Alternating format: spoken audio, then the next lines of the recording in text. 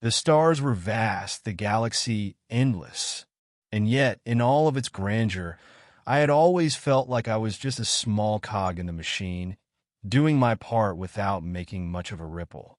My name is Victor Chase, and I had a simple life, a life I was content with.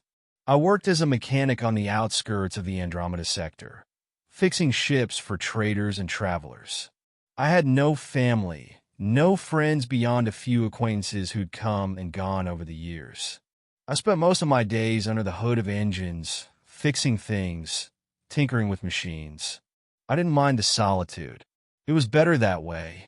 People were messy, complicated, and I had learned long ago that it was easier to keep my distance. Then everything changed. It was a quiet afternoon, the kind where the sun was low, and the work in the shop was done. I was about to close up when I heard the sound of someone running. Well, more like a scrambling noise, as if they were being chased. I stepped out of the door, wiping my hands on my rag, only to freeze at the sight of them.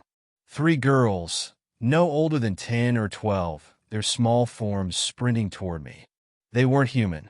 Their skin was pale, tinged with an unnatural shade of blue. Their long, silvery hair fluttered behind them like wisps of smoke, and their eyes were big, black, and round like the night sky itself.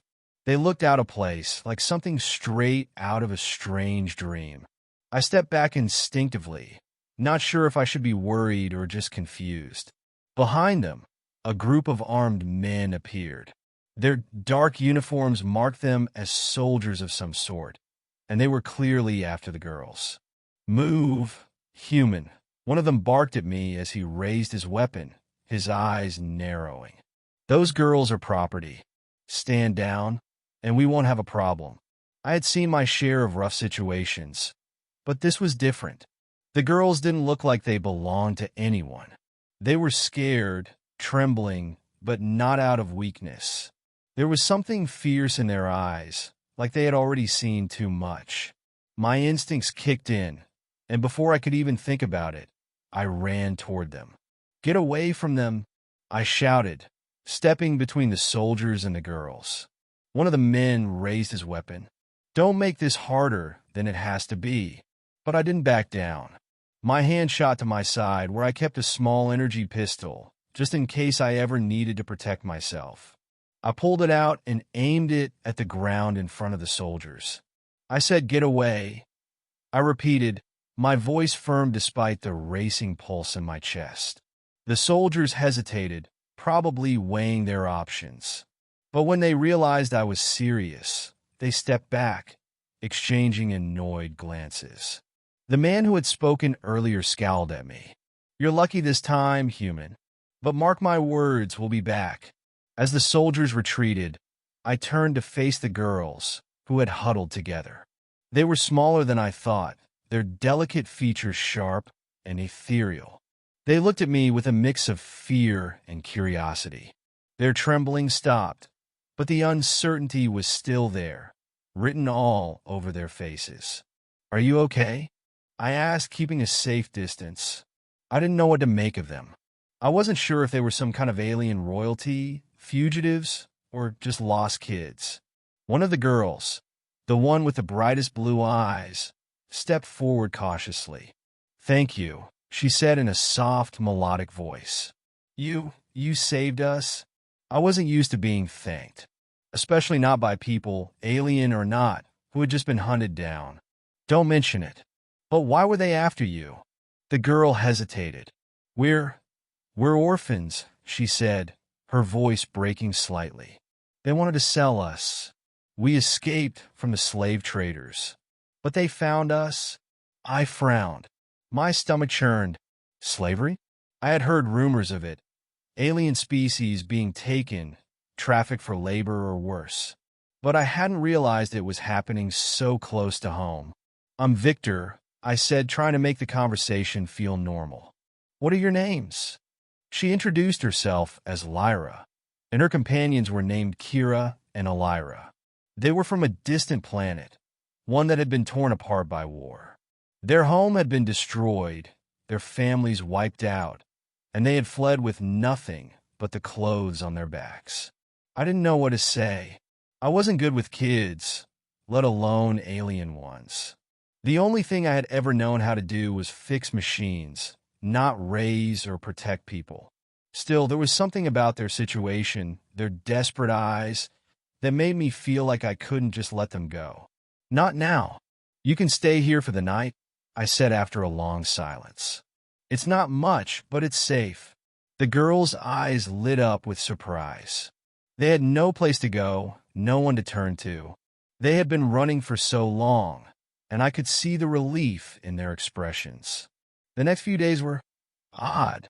It was like my life had been flipped upside down. I had always been a loner, but suddenly my tiny, cluttered home was filled with the sounds of alien girls asking questions, playing quietly in the corners, and eating the food I gave them. They were strange, yes, but in some ways, they were just like any kids I had known growing up.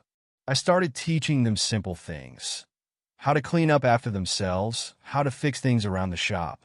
They were quick learners, absorbing everything I showed them.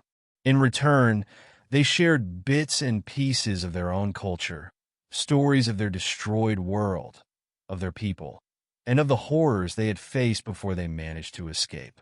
One night, as we sat around a fire I had made for them, Lyra looked at me with a mix of gratitude and hesitation. "You're different," she said softly. "You're not like the others." I looked at her, confused. "What do you mean?" "Most humans wouldn't help us," she explained. "They would have turned us in or worse. But you took us in?" I felt a pang of guilt. "I'm no hero, Lyra," I muttered. "I'm just trying to survive like everyone else." Kira, the quiet one, suddenly spoke up. "But you didn't leave us. You didn't turn us in. That's something." I didn't know what to say. They were right, I had done something. I had made a choice that most others wouldn't have made. And over time, I realized that something else had happened. I was starting to care for them. Maybe more than I should have. Maybe I wasn't as grumpy or cold as I had convinced myself I was. Months passed, and the girls grew more and more comfortable with me. They began calling me Dad, a term that both startled and warmed my heart. They had no family left, and they had no one else to turn to.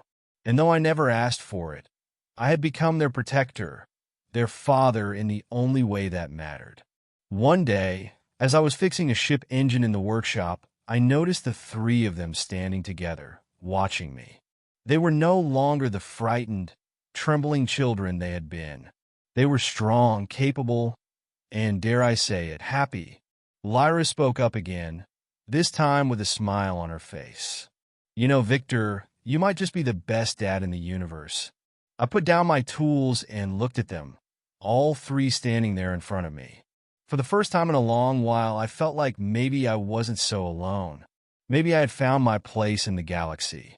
"Maybe," I said, finally allowing myself a smile. The universe was vast, and I had always believed it was too big for someone like me to make a difference.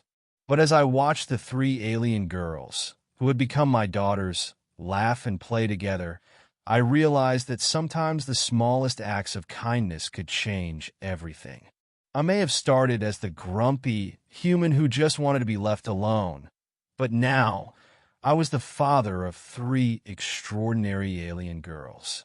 And in this wide, infinite galaxy, there was no place I would rather be.